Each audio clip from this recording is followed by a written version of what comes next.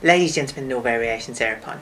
My sewing skills may not be the best, but I feel like testing them to their limits because that's how you improve. And there's one thing that I've always wanted to make, which is a medieval kirtle. Now, a kirtle was a dress that was worn commonly all throughout the medieval period. This isn't going to be a reproduction of a historical dress, however.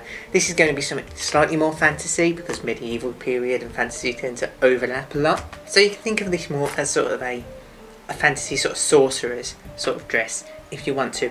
It does have historical elements in, but it's borrowing from several different time periods. So if a madman in a blue box were to turn up and whisk you away to the Middle Ages and you were wearing this dress, then you at no point would be considered the height of fashion, but you'd never stick out like a sore thumb. First thing we're going to do is draft it out.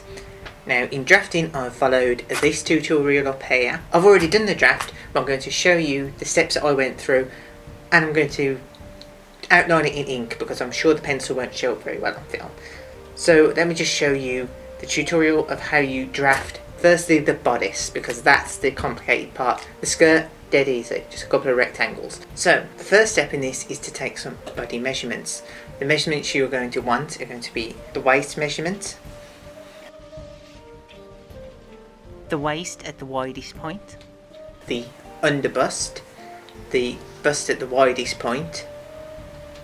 You also want the distance from the narrowest point of your waist to the underbust, from the narrowest point of your waist to the bust, from the narrowest part of your waist to the neckline. Now the neckline in my one, for this draft, the first draft that I'm doing, I've just gone randomly just a couple of centimetres lower than what would be at the back. The reason I'm doing that is because I want to experiment a little bit with the neckline. I've got an idea of what I want, but exactly how to achieve it, I'm going to play around and do a bit of drafts first. If you're doing your own draft, ideally you go from the narrowest point of the waist to the hollow of the neck. I'm not going to. I'm just going to draft it out, do a mock-up and see where the necklines sit and then adjust as I need to. The other measures you're going to want are from the narrowest point of your waist at the back to the back of your neck, so you're going to get the full height, and from side seam to side seam across the front and across the back at the widest point of the bust. So take all those measures if you're following along, write them down, and we'll start plotting them out on the drafting paper. This drafting paper that I've got, incidentally, is just lining paper that you'd use whilst papering a wall. It's cheap, it's wide, and it's fairly long, so it makes for good drafting paper if you're planning on making several drafts. Now this first draft is almost certainly wrong. When you transfer this onto a mock-up and you put your mock-up together and put it on, it almost certainly will not fit. That's why you do mock-ups. Don't be afraid to go through several mock-ups, because the purpose of a mock-up is to try the fit, adjust it, and then once we get the fit that we want, then we'll come back and make a permanent pattern so that if we want to reproduce a dress again, we've got a pattern on paper that we can use. So the first step in creating the draft is to do a long horizontal line down the centre of the what would be the pattern. So make sure you've got enough space on either side, and then just draw a line directly down the centre. And then on this line you want to put several of the measurements. You want to place somewhere on there where your waist at the narrowest point is going to be. So you've got the waistline there. You've got the position where you measured your underbust, which is why you wanted the measurement from the waist to underbust, so you know that distance there. And you want from the waist to the bust, so you've marked that one on. I've also marked on roughly where the underarm will come, but don't worry about that one, that's not something you need to measure. And then where the hollow of the neck roughly would be, which is somewhere around there. Going from the waistline to the back, it would be up here, so that's the back of the neck and waistline, over that distance. Now we do our horizontal lines. At the waist, we have the measurement around the waist at its narrowest point, and then we want to divide that by 4 and place it along this line at the point of the waist. And I typically just do one side at a time, but if you wanted to, you can do both sides. I'm going to do both sides now because I've already drawn this on in pencil. Then you want the same thing again at the level of the underbust. Distance of your underbust divided by 4, which for me comes to, would come to there. And then on the bust, at its fullest point, comes all the way out.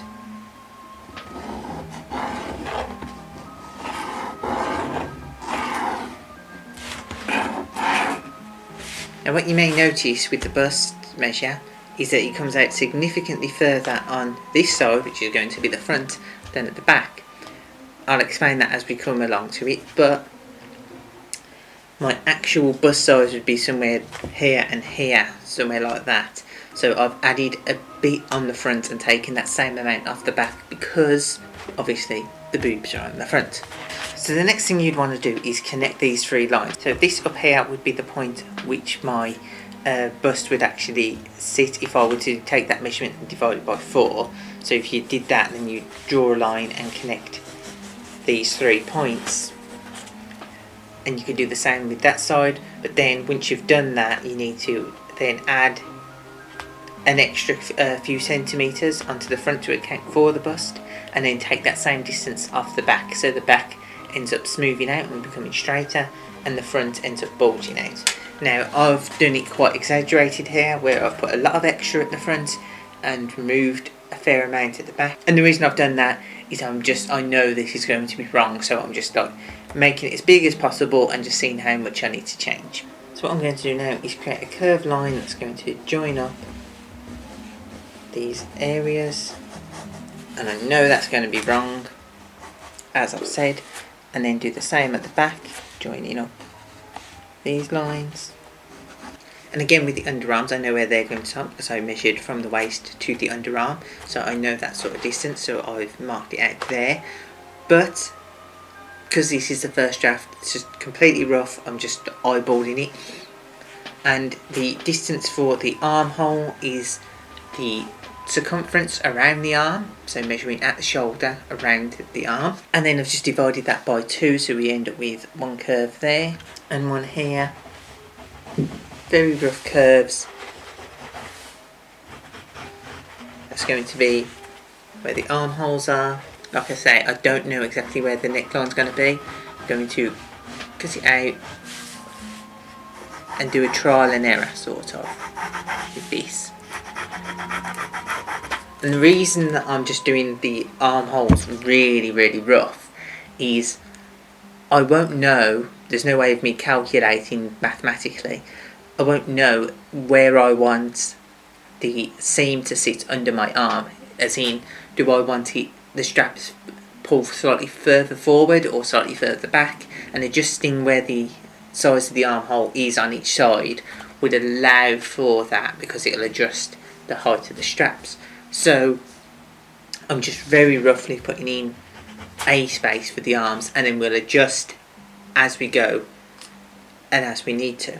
And another thing you might notice is I've only done half of a bodice for the front and half for the back. That's because we can fold down this centre line, you fold the material down that centre line and just use that one side, and then when you fold out the material you've got a whole back or a whole front. Now when it comes to cutting out a paper pattern, whether it's one you've done yourself or one that you've brought, try not to use your fabric shears. Now if you're an experienced sewer, you're very well aware of this, but you never want to use your shears for anything other than your fabric. They're incredibly sharp and you'll be very tempted to use them on everything. But if you use anything other than your cheap crappy scissors on paper, then what will happen is your scissors will get very blunt very quickly. So always keep a cheap pair of scissors for your paper cutting and never use your fabric shears.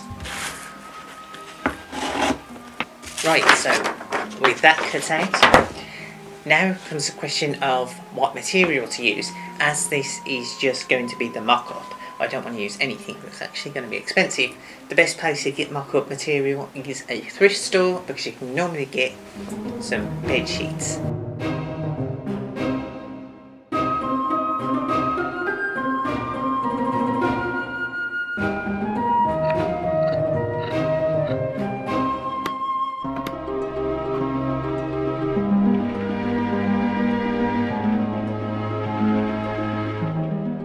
Okay, so this is the second part of the mock-up. That was 4. So second mock-up, I didn't bother filming all the mock-up trying on and pinning and all that. So it's a very good fit at the moment. I did have to let it out slightly around this middle section because, as you can see, at the minute it's really snug, and if I was slightly too snug. But the bit that I was most concerned with, the chest relative to the back, because it did seem to bulge out quite a lot in the draft, that bit we're okay with. It's the main issue is getting the midriff over the chest, which I know this style of dress is supposed to be fairly snug down there, and then the skirt comes out from this, starts at the hip and then comes out to an A-line. And I'm not too bothered about the skirt, that's relatively easy, but I'm quite happy with the fit of that. What I am going to have to do is something with the neckline. You see, because this is a historic sewing project-ish, there is no such thing as darts. Darts are a relatively modern invention, which is why we had to add some size onto the front part of the draft pattern and take some away from the back, because that accounts for the fact that the human body is curved. In the modern day, we'd account for that with darts, put darts in this sort of medieval pattern. That's not the case. Another thing that I didn't have is zips. There's no such thing as a zip in medieval Europe, and I don't want to have a zip in this, so I'm going to have to come up with some kind of closure. In the medieval times, what they do is they would lace. They'd have a opening down the front, normally the front, because the back would be too difficult to get to, down the front, and they'd lace it up. I'm going to do something that was used in an even earlier period, I think, where it was just a clasp at the top and it was open down, but I don't want to go all the way down, so I'm going to try, and very carefully without cutting my bra, cut down and make it slightly more low cut. But I still need to do some adjustments with the neck hole. I need to make sure it's rounded a bit more, make it a bit more of a scoop neck, and then this central part there will have a clasp that will go up there, and I'll put some sort of trim down the side. This will be opened out a little bit more, which will make it slightly easier to get on and off. Though I'm going to have to think creatively, because I don't want this cut to go too low, because I'm only putting the clasp at the top. I'll have to research to see how they did it. The thing I'm thinking of, I've seen a couple of times before in Anglo-Saxon dresses, but I'm no fashion historian, so I don't know exactly how it was done, so I'll have to do research. And now it's a perfect time because it's a Thursday night and people have got to go for work in the morning, so I can't really be using my sewing machine. So we'll pick this up again tomorrow, but don't expect my hair to look anywhere near as nice as it did today, because I got it cut yesterday. And I guarantee when I get up tomorrow, I'm not curling it or anything. It's just, I'll just brush it out. Told you so. It's the next day, new dawn, new day, same old work. So I've got the mock-up ready. So what I'm going to do now is take this apart and then transfer the outline of it back onto lining paper. And the reason I'm doing that, it's an optional step, is because I want to keep this pattern around, which is why I'm not using wrapping paper like I normally do, because normally I'm just making a paper template with the wrapping paper squares on just to make it easier. But the problem is wrapping paper is very thin and tears easily. Lining paper doesn't tear anywhere near as easily, so if you're going to keep a pattern long term, lining paper is a better material to use. Let's take this apart, just rip the seams open. Love doing this, I feel like I'm the Incredible Hulk or something. So I'm going to transfer this across to the paper. I'm still not going to draft the skirt because the skirt is super easy, but I'll show you that in just a moment. I'm going to do that straight onto the fabric. Okay, so when it comes to the neckline, what you can see is I've very roughly put it out as more of a scoop at the top, and then where it's going to cut down, this is going to be so it's easier to get on, but also as a bit of decoration. This is the part primarily that I was concerned with, that I had to go away and research, that I planned on just putting a clasp at the top down there, and the reason being that then I can just seal this up and it's less low cut and keeps me warm in the winter, but I can also undo it if I wanted to, but that probably wouldn't be a very good look. The issue is, because it's only going to the top of the bust, it becomes very difficult to get the rest of the garment over the bust area because the waist is narrower than the bust. so I have to rely on the stretch of the fabric, and there's not that much stretch in the fabric. So I was looking at the way they got around these historically, and it looks like the one that I was thinking of, this design I was thinking of from the 7th century Anglo-Saxon dress. They put this cut down so it goes below the bust, and they have a second clasping part way down, and the opening extends below the bust so it's easier to get on. In later medieval garments where there's less exposure because people have become Christian and start dressing more modestly, all they do is they don't make it as tight fitting, which also saves on the fabric because you can do it more as a square. I don't want to do it too loose fitting, but I also don't want to go for the Anglo-Saxon really low slit, because really low cut ones you also have a chemise underneath which would conceal any like side boob or anything, but that's not going to be something that I'm going to be doing. I'm not going to have a chemise underneath, I just have my bra on underneath. So I don't really want something really low cut, so I'm just going to put a hook on at the top, and I'm just going to extend the waistline very slightly. Okay, so here's where we stand. These are the 2 pattern pieces I've just cut out of the backing paper. This is the back, this is the front, and the skirt area underneath are just 2 rectangles that have been marked out underneath where the patterns are. I've placed them facing opposite directions just for efficiency, and because the 2 pattern pieces side by side at the widest is slightly wider than the width of the fabric overall, but the 2 rectangles for the skirt are not, what I've done is offset them slightly so that the widest part of the back piece is slightly above the bottom of the skirt, and the same with the front piece. The widest part here will end up being somewhere below the bottom of the skirt. But also I can take advantage of this selvage edge here very slightly.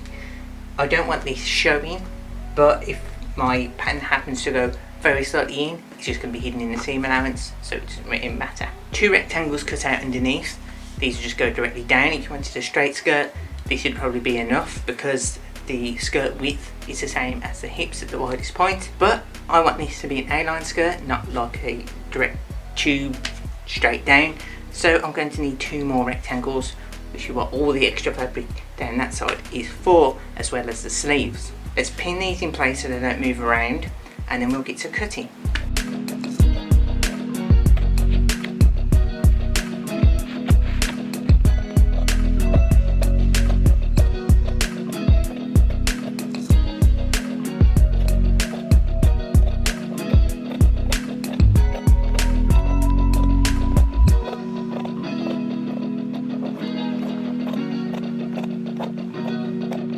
So now that we've got the front and back cut out, what we need to do is cut out the 2 side pieces.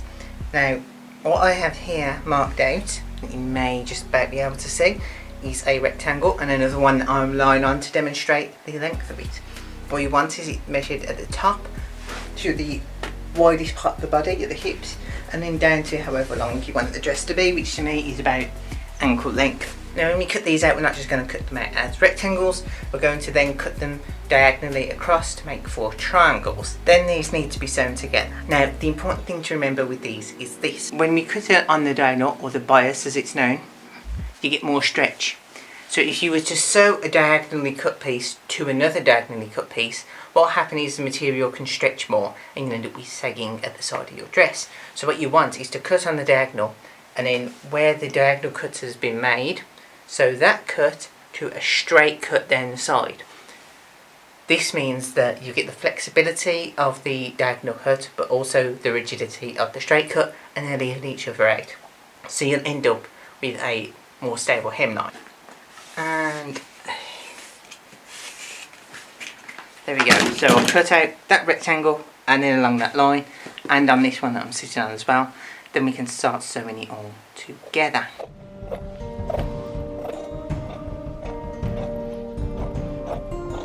So I've come into my living room so I have more space to display, but this is basically how it's going to be sewn.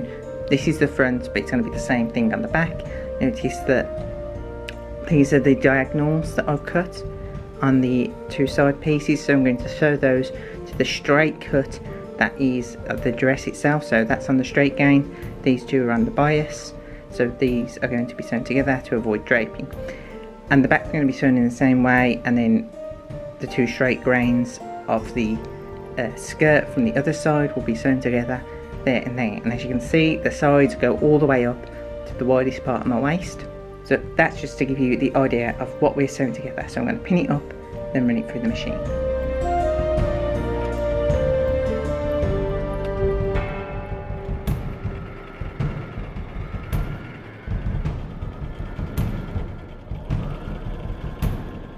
Okay, so I haven't sewn up the sides yet, I've just sewn up the shoulders and pinned the sides so I can get a good idea of the fit before I finish the sewing, and it seems to be fitting together quite nicely. So when I was cutting it out, I did add a little bit of extra material around the waist, but I do still need to cut out the neckline as well. Issue I've run into is I'm running low on the material for the sleeves. I was originally going to drape it, but now I'm not certain because draping it could create a lot of wastage and I don't have that much to waste. I do have this fabric here, which is the same fabric, but I've been using it as sort of a desk tablecloth thing, and it has got a little bit grubby, so I don't really want to use this if I can avoid it. The circumference of both my arms at the shoulder is greater than the width of the fabric that I've got left, so I'm going to have to get creative if I'm going to try and find a way of placing it all on. There is a medieval method for producing sleeves which is a lot more efficient in terms of the amount of material it uses, and it's fairly simple, so I might have a go trying to do that, but even that, planning it out in my head, doesn't seem like I've got enough. Well, I've got just enough, which means I'll have very small seam allowances and very real danger that I could just end up, you know, popping seams and things on the arms. Okay, I think I've got something. It might not be elegant, but it's something. Okay, so what I've done is I placed the dress out on the ground, and then I traced the shape of the armhole up the top here. So this bit corresponds to here, and this right at the outer edge would correspond roughly to here. Actually, it'll come to about there because I've added a little bit of seam allowance on there. Then I've measured my arm at 3 specific points, making sure that I bend my arm in order to make sure I've got enough room, which came to here at the bicep, there at the elbow, and there at the wrist. And then I've drawn a line coming to the outside of all of these so that I know that I've got enough room with seam allowance that I can move my arm around, and the whole length of it is the length of my arm. Roughly, I'll probably add a little bit more to the end of that just for extra seam allowance. But as you can see, I've managed to get it on this side perfectly so that I can place another one in the opposite direction with the wide side there pointing down here. And doing it that way, I'll probably be able to get both sleeves on. The downside doing it this way is that this seam might run in an awkward position. It's not the most elegant solution, but it's a solution. So, did it work? Yes, sort of. I've only been able to pin it rough because it's very hard to pin on yourself, especially when you can only use one arm at a time, and when you're half blind so you can't see this side of your body anyway. But it seems like it's good enough. I mean, I can bend my arm all the way and stretch it out again, go all the way down my arm, so I think I'm going to be good with this. So I might just sew it up before I drop any more pins on the floor and find them when I'm not wearing any shoes or slippers.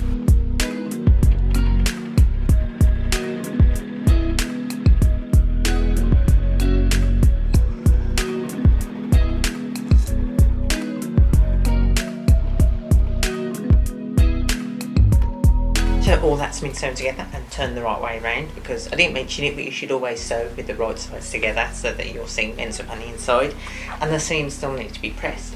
The only 2 things left to do now are to hem everything up, but I'm not going to film that because it's hemming, you know, how much enjoyment you get from watching me hem something. And the other thing is to sort out this neckline.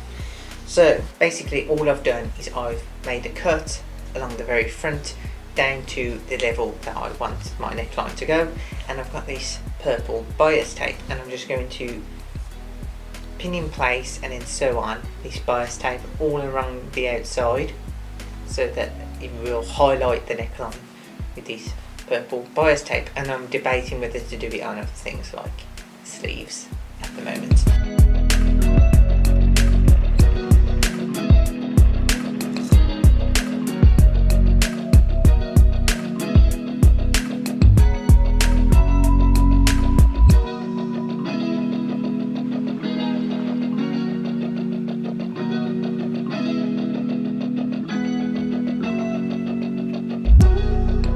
And so there we have it. It's a Kirtle, a medieval style dress, but slightly anachronistic.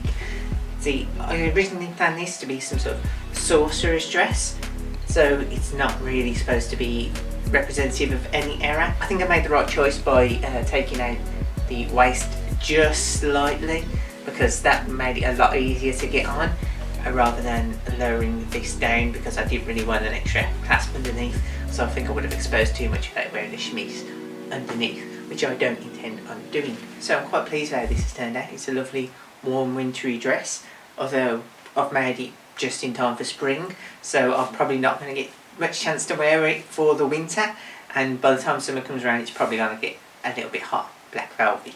But as this is a sorceress dress, it is the perfect thing to wear whilst doing my very important magics, like warming up the tea that I let go cold. Oh, a little bit too hot. Doesn't matter. This is fine.